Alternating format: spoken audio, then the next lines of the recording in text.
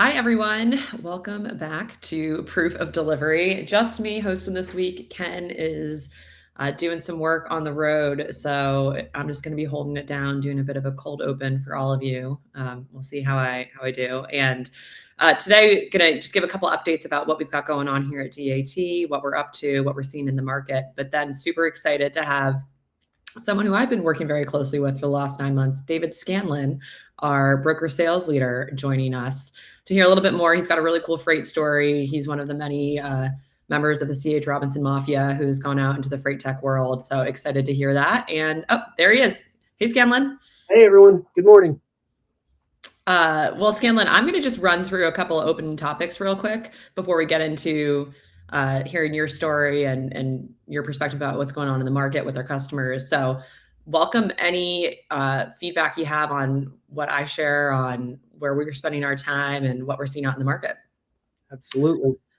So one of the main things that we were talking about internally last week was how it was Truck Driver Appreciation Week. And I know I saw a lot of posts about how everyone just hits up LinkedIn, posts a couple things about how we love our drivers without doing a whole lot. But super proud to say that DAT was out in the field all last week. Our carrier team was at truck stops, serving up free meals, giving away swag in both Oregon and in South Dakota, and met as well with our partners at the St. Christopher Truckers Relief Fund, which is an awesome organization, and we're super proud to sponsor. So a lot of good work happening there. We also had a couple folks over in on the East Coast in North and South Carolina meeting with our enterprise carrier customers, which is a really interesting part of our business. It's one of the faster growing segments.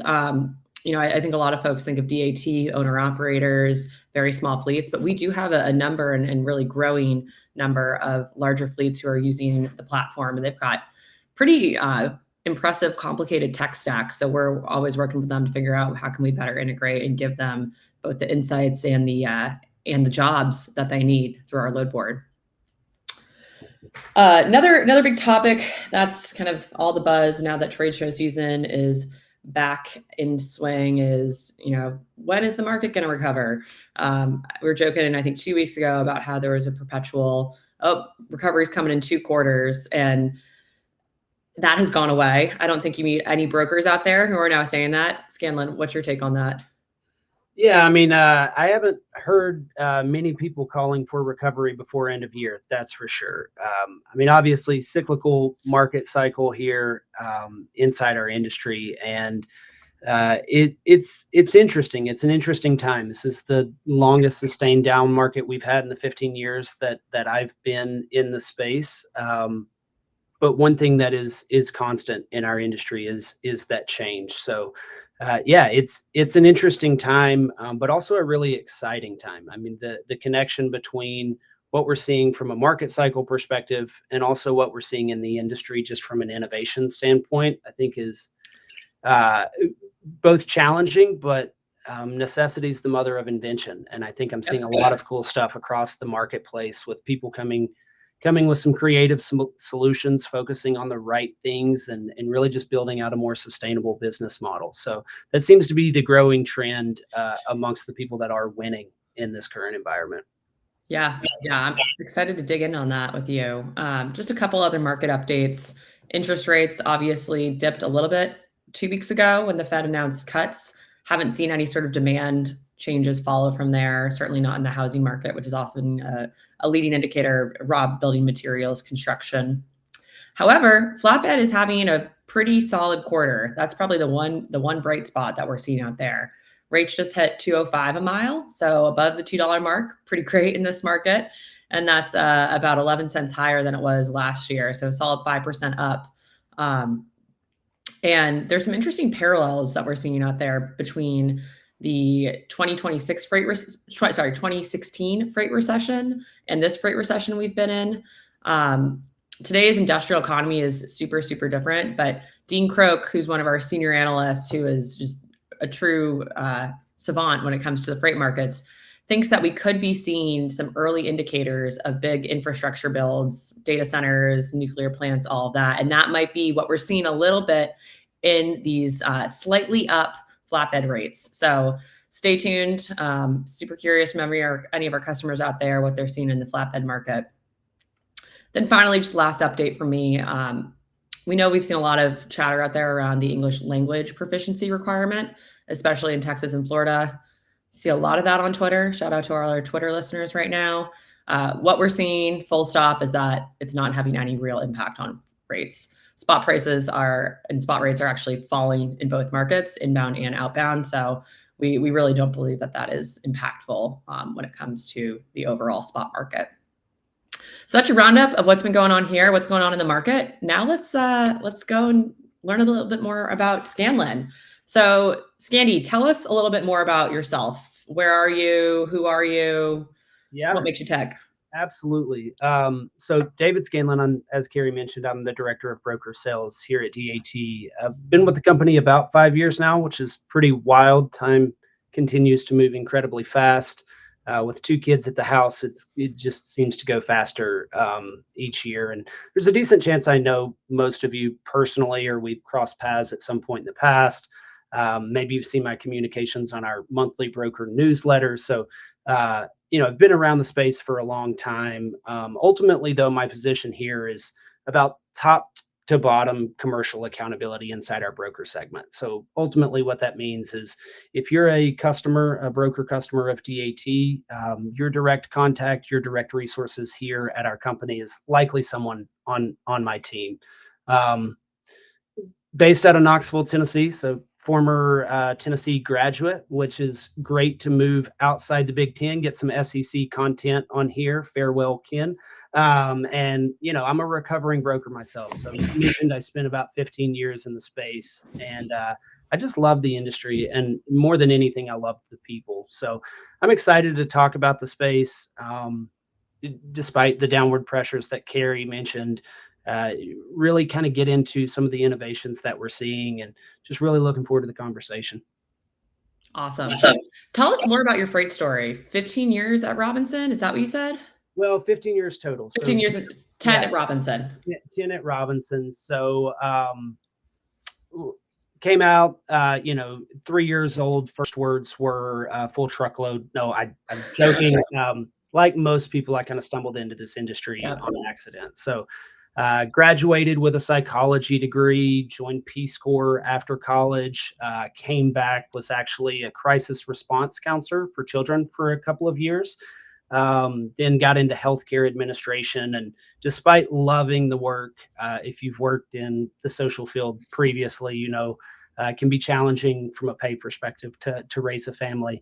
And so had a friend that did outside sales at C.H. Robinson, took one job interview, luckily got the offer, and then never really looked back. So I want to get into the Robinson, but I do think your early career background is so interesting, and it's not something you see a lot in our space. I know we've got people from all walks of life in freight, which is part of what makes it so interesting. But as a sales leader now, do you find yourself using any of those skills you learned in the social field day to day? I mean, there's maybe a slightly off-color joke that I tell from time to time. I was actually in substance abuse counseling, and I used to say, if you can sell sobriety to teenagers, you can sell anything to anyone. It's certainly a part of really recovery is about processes for achieving that goal. For individuals who set out to achieve that goal, it's really about how do we implement processes that help me get there. And it's also about creating relationships and infrastructure in your network to help support you in that. And so absolutely, I mean, from a sales perspective, I'm not pulling mind tricks on anyone or anything like that, but there is a component to being able to communicate effectively, and more than anything, being able to listen. So both those professions are heavily about listening to what's important to individuals, what they're struggling with. And so it's a weird transition, but it's a bit more intuitive than I think people might expect. And to your point, like transportation, people come from all walks of life and kind of end up in this field. And I'll never forget a gentleman named David Lusby, who's this old Grizzly veteran at C.H. Robinson, pulled me into his office first 2 weeks that I'd been with the organization. And he said, This business is only about two things. It's about rates and relationships. And so if you can get those two things right, everything else will follow. And it is a relationship business. And so, yeah, I think that has been consistent not only in my time at Robinson, but also as I transitioned over to DAT, internal and external relationships. So Rates and relationship, it's what we do here at DAT. absolutely. Matching folks on the board and then telling you what you should pay. So Robinson, obviously, largest brokerage in the country in North America. So it makes sense that you see a ton of alums just all over the place doing really interesting things in freight just because of the sheer numbers. But from your time there, do you think there was any sort of special sauce that you picked up? What do you think is unique about the culture there that leads to so many folks both staying in the industry and kind of leaving to go either build their own brokerages, start tech companies, do what you're doing? Yeah, I mean, I think I would say they did a really job prioritizing education, and I think that's fantastic. Guidance for any organization, transportation or otherwise, is just invest heavily in your people. I started off. I was booking trucks. We were in a split model, classic Chicago model, so I was exclusively clearing the board every single day. And then ended up transitioning into outside sales. So got an opportunity to do that for a number of years. Missed the relationship component, kind of like I mentioned earlier, and ended up transitioning after that into inside sales or account management, and spent the last 3 years ish of my career there managing our global relationship with Procter and Gamble. So it's about $100 million book of business. Got to see some cool stuff in European surface trans, cross border into Mexico, large domestic relationship. Got other relationships or customers in my portfolio relative to the chemicals vertical. Represented Eastman Chemical for a number of years, automotive inside of American Honda's parts division. So really just got a lot of opportunities to really learn every side of our industry and every side of our business. And one thing I love about the position that we're in now, or that I'm in now, is I get to meet people who represent a multitude of focuses inside our space. I mean, every brokerage has something that makes them special, and they've carved out their spot where they win. And so, just getting that additional exposure to sort of every side of transportation was really valuable for me. And again, something I can't encourage enough. I tell my team this all the time. I can give you a paycheck, but you're going to spend it. The only thing that I can give you that you keep forever is the education and the experience you get along the way. So I think that's a big part of Robinson's success, if I'm being honest. It's just their investment in their people. Yeah. Well, great transition. Tell us a little bit more. I think we got some sense as you've been sharing about your background, but what motivates you and why are you here at DAT? Yeah, I've thought a lot about this, especially given sort of the diverse path that led me to my position here at DAT. But the common thread across all of that has been that relationship element. I mean, it's something that I had sort of starved for and sought after from the very beginning. I have a strong passion for people. Now that looks a little bit different as maybe a leader than a direct individual contributor. But yeah, every day, waking up, investing in my team, I think is my probably number one priority. And then my number two priority is investing directly in the relationships I have in the marketplace with our customers. Yep. I had a person, one of the individuals on my team just announced that they're having a baby, a little girl. And so it's just really cool. You get to live life alongside your coworkers. And I've always said work-life balance isn't about 8 hours on, 8 hours off, 8 hours sleeping. It's more about having enough life in your work and enough work in your life, so that you feel motivated to get up and be better every day. And seeing the positive wins of our customers. We implement something new and then it leads to a drastic increase in their business, or really changes the life of one of their employees.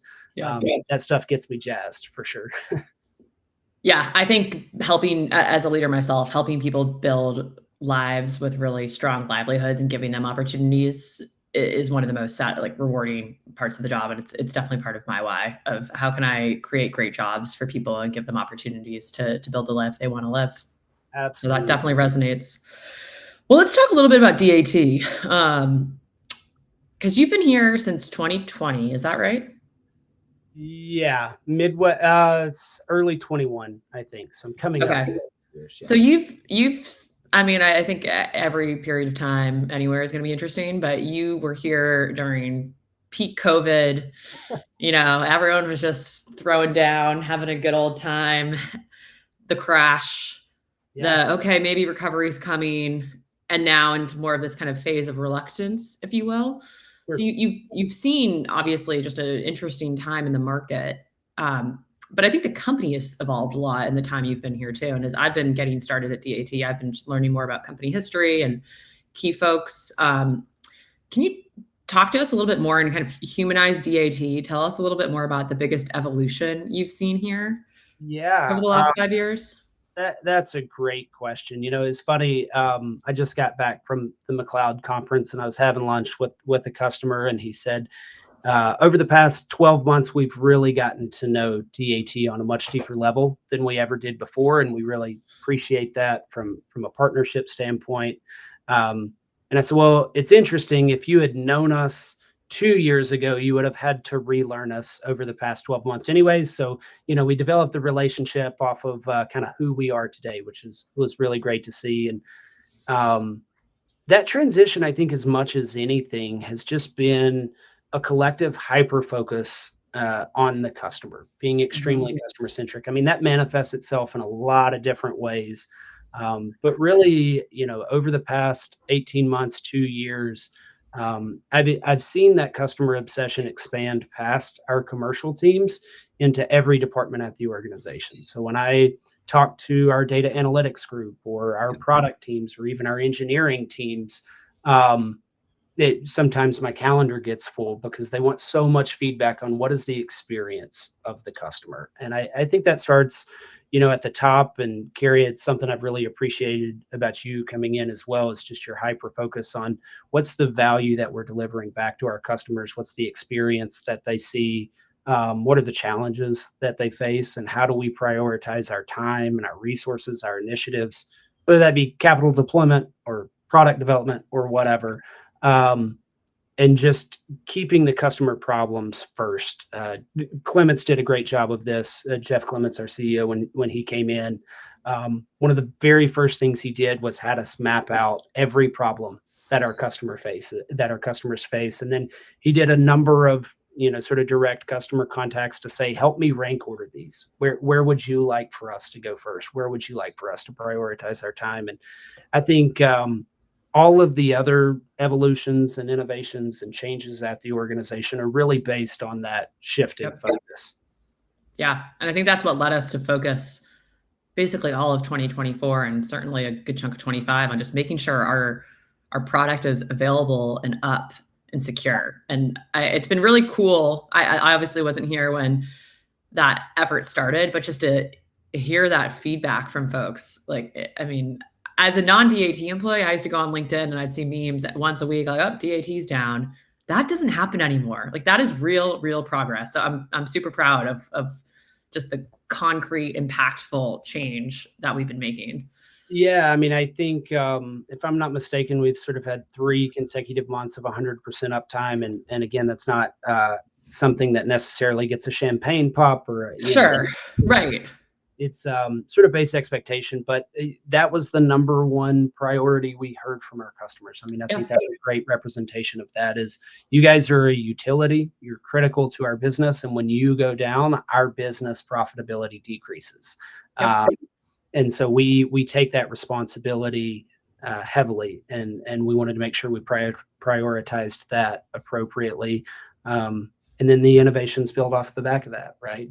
Changing platforms, shifting over from the legacy DAT Power to the DAT One. I know that there are likely some people listening in that had challenges during the cutover of that, but it was just how do we position ourselves, one, to always be there when you need us, but secondarily, position the platforms for sort of all of the innovation that's come out over the past year or two. So it's been really fun to see.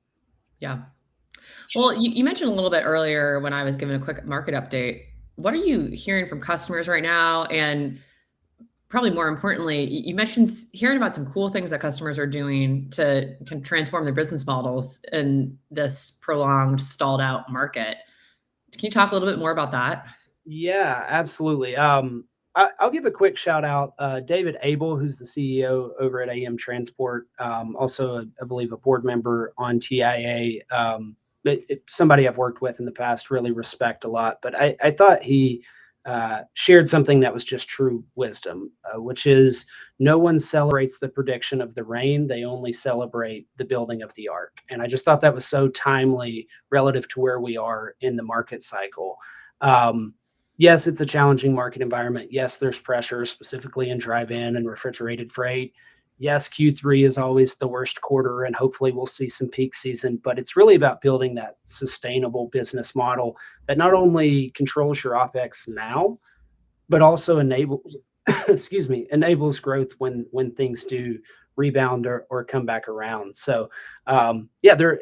And that said, there's still people winning. There's a lot of our customers winning in this space. I saw another note the other day or post on LinkedIn. Shout out to Bay and Bay. They had executed this new book of business, multi-million-dollar book of business. They hadn't previously been able to penetrate it. I believe they'd partnered with AVRL on some more sophisticated pricing logic and pricing automation, and had really made a sizable impact on their overall profitability. And they're doing that in this challenging environment. So, I mean, that's just one example. There's something in-house here at DAT. We had a customer the other day who large scale team specifically dedicated to track and trace. We ended up deploying a solution through Trucker Tools. And ultimately, it was able to cut their cost to track by about 50%. So the added efficiency of sort of that real-time visibility integrated into their TMS system, where historically they'd been going off platform. It's things like that that matter in the good times and in the bad. It's sort of regardless of market environment. Those things scale up and down from a value perspective. Just really, really cool. And I think we're continuing to see that, whether it's booking automation, pricing automation, tracking efficiency, visibility efficiency in your onboarding or vetting process. It manifests itself in a lot of different ways, but it really comes back to how do we enable our teams to operate more efficiently, sort of in any market environment. Yeah, I think what you just explained too is the whole thesis behind the Convoy acquisition of how do we get technology that enables brokers to essentially book more loads with the same number of folks more profitably each day. And that's exactly what that technology has been designed to do. So it's kind of the thesis behind the entire product strategy we've got here at DAT. Let's talk concrete about what's coming up in the next couple of months. This is a podcast all about what we're delivering on. So what is the thing you're most excited about besides doing annual planning with me at DAT in Q4? Because I know you are thrilled about that. Yeah, that one, not as much. But the things I am super excited about, I mean, I think what you're seeing, really, I'll go back to 18 months ago. So I mentioned the process we went through of defining customer problems and then reimagining how we deliver value back to our customers. And we built a strategy around that informed everything we've done over the past 18 months from an acquisition perspective, from a product deployment standpoint. And some of the chatter in the industry was been, I don't understand. I don't understand how all of these things are coming together. How do they create a coordinated vision? And I think really the integration process and the additional value streams will become apparent once we get into Q4. So next month, I believe on the 10th, don't hold me to that. Product team's probably getting 16th. Anxious if we say that. 16th. Okay. All right. Somewhere, next couple of weeks, our CMS suite will be launching. And the example I like to use with customers is a single element of telematics data. So one single bit of tracking data. Historically, Trucker Tools has been a best-in-class visibility solution. You've been able to represent where a shipment's at in transit, communicate that to your shipper, improving your shipper customer experience. But that's really where the value stream sort of was isolated. Yep. And now what you're seeing is us pulling that telematics data into every other part of our ecosystem. So inside CMS, the ability to proactively procure a carrier who has active ELD integrations with Trucker Tools specifically. So if you know that's a requirement for your shipper, you're no longer posting to a broad network of carriers, but adding efficiency to your booking process by saying, okay, this person meets the technical requirements of this individual load. And that's just sort of step one. Step two is, okay, now that I know they have integrations, how frequently are they actually tracking that load consistently? So inside company profile, being able to see at an aggregate level how frequently and how regularly from a percentage standpoint are they actually connecting back and giving that information back to the broker. And then taking it a step further, even into on-time delivery. So I mentioned I spent a good amount of time at P&G. OTA fines at Walmart can be a disaster. Corrugated packaging going into a warehouse, maybe not as much. So being able to see at an aggregate level, how has a carrier historically performed from an SLA perspective? How frequently are they hitting their on-time delivery window? So not only are we adding efficiency and finding the right carrier, but we're also adding visibility to those carriers that are performing at a high level. I mean, half of our network, a majority of our customer base is actually on the asset side. One of the questions I get quite frequently is, how do I promote myself, right? How do I show I'm a strong performing carrier? I have all the setup that I need. How do I differentiate myself on the platform? And this is a way that we're highlighting those strong players so that best of best is meeting up and executing the shipments as required. And then transitioning over to the IQ space, right? So right now we benchmark inside the new broker benchmark experience. You can see how you've historically performed from a buy side relative to the market. Additionally, you'll be able to see at the carrier level how frequently those carriers have actually hit your on-time delivery expectations. Telematics incorporated into supply and demand indicators to improve the accuracy there. So there's just this better together experience that our customers are going to start to realize as we get into Q4. It takes a little bit of time to get all the product integration. I'm a sales guy. How hard can it be, right? Make it happen faster. But it's fantastic to see that that innovation and that focus manifests itself coming into Q4. So super excited about CMS, super excited about Trucker Tools in isolation, super excited about the broker benchmark experience, but the aggregation of all of that together from a customer value perspective is going to be really, really impactful.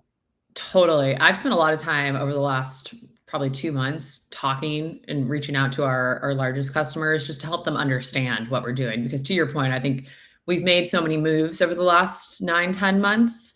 It can be tough unless you're living and breathing it every single day like we are to understand the why behind this and what the customer value is going to be. And it really is in bringing these pieces together and taking advantage of that data integration. That is not going to happen overnight. We're building it out, but we've made great progress so far on Trucker Tools. We're working on Convoy now. We've got our whole factoring business in Outgo and helping build the vision of we're building this end-to-end trusted, efficient freight network and platform. So it's going to be a journey.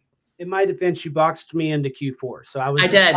Touche. Stuff in Q4. But yeah, the future roadmap, the aggregation of all of those products, as you mentioned, they should be in isolation, best in class. When you put them together, the meaningful impact that will have for our customers, I think is just awesome. Right on. So it sounds like that's what customers should be talking to their reps about, right? When folks are reaching out to people on your team, what should they ask? Yeah, I mean, I think my encouragement would be start with your goals and your problems, right? So it was an edification for me when Jeff came in to really transition to what are our priorities and what are our problems, as opposed to maybe being more specific to, okay, tell me about broker benchmark or tell me about Trucker Tools and tracking. Really lay out what you're hoping to achieve and what's holding you back from getting there. As Kary mentioned, there's a lot happening inside our organization and a lot of different ways we can go. it might be as simple as improving your contribution process. It might be as simple as converting from MFA to federated login to get a more secure access to the DAT ecosystem. That may be, excuse me, your primary pain point. And so our team is really focused on understand where your customers are at, understand where their challenges are, and then they're a conduit. I've heard this analogy before that any sales professional should be um, essentially a socket, like a plug-in, a power plug, and they plug you into the entire power grid of DAT. It's their job to sort of manipulate and convert your specific needs and make sure we're coming back to you with a valuable solution that's specific to what you're going after. So, yeah, I would say just um, lean into where you're trying to go, and we'll align sort of the right resources there to make sure we're touching on the places that you're prioritizing, not vice versa. We shouldn't just be talking to you Yep. about, hey, here's one cool thing you should go do. It should be Yep. very curated to what your goals are. Yep. Awesome. Most important question, will the Vols win this weekend?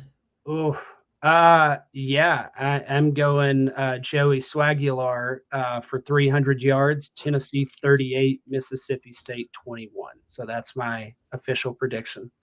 Confident. I like it. Yeah, feeling good. Awesome.